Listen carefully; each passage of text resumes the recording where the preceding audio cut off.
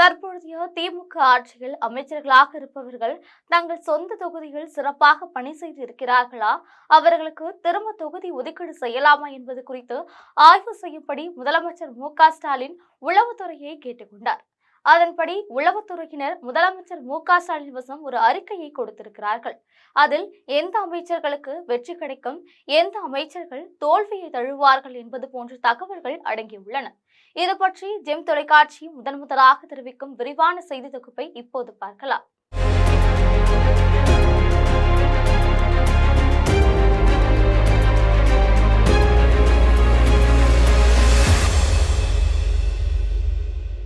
வருகின்ற சட்டமன்ற தேர்தலில் கூட்டணிகளோடு சேர்ந்து 200 தொகுதிகளில் வெற்றி பெற வேண்டும் என்பதில் முதலமைச்சர் மு.க.ஸ்டாலின் மிக உறுதியாக இருக்கிறார். தேர்தல் களத்தை பொறுத்தவரையில் உண்மை நிலவரத்தை அறிவதற்காக 3 சிறப்பு குழுக்களை அவர் அமைத்திருக்கிறார்.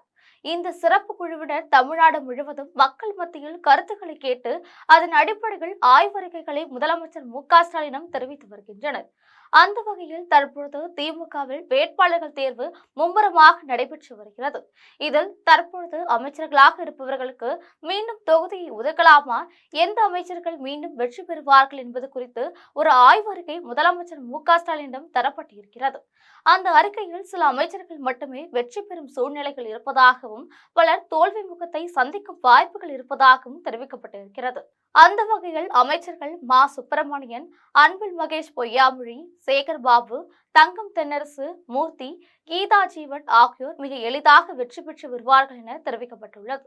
அதே சமயம் அமைச்சர்கள் பி.டி.ஆர். பழனிவேல், தியாகராஜன், பெரிய கருப்பன், ரகுபதி, எஸ். சிவசங்கர், மஸ்தான் போன்றோர் தோல்வியை சந்திக்கலாம் என தகவல் தெரிவிக்கப்பட்டிருக்கிறது.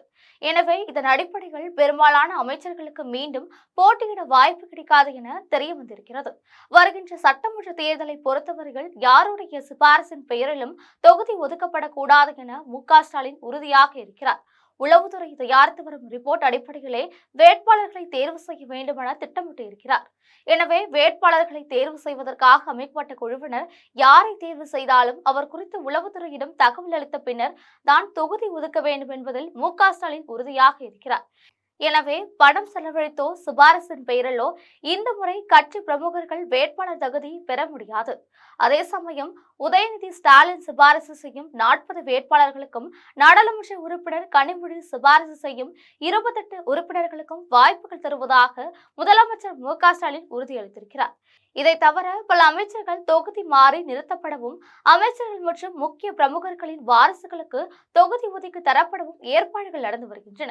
எனவே திமுகவை பொறுத்தவரைகள் வேட்பாளர்கள் தேர்வு என்பது மிக கடுமையான பரிசீலனைக்கு பிறகு தொகுதி ஒதுக்கப்படும் என்பது உறுதியாக இருக்கிறது. இதுபோன்ற அரசியல் செய்திகளை அன்றாட தெரிந்து கொள்ள ஜெம் தொலைக்காட்சியுடன் எப்பொழுதும் தொடர்பில் இருங்கள். நன்றி, வணக்கம்.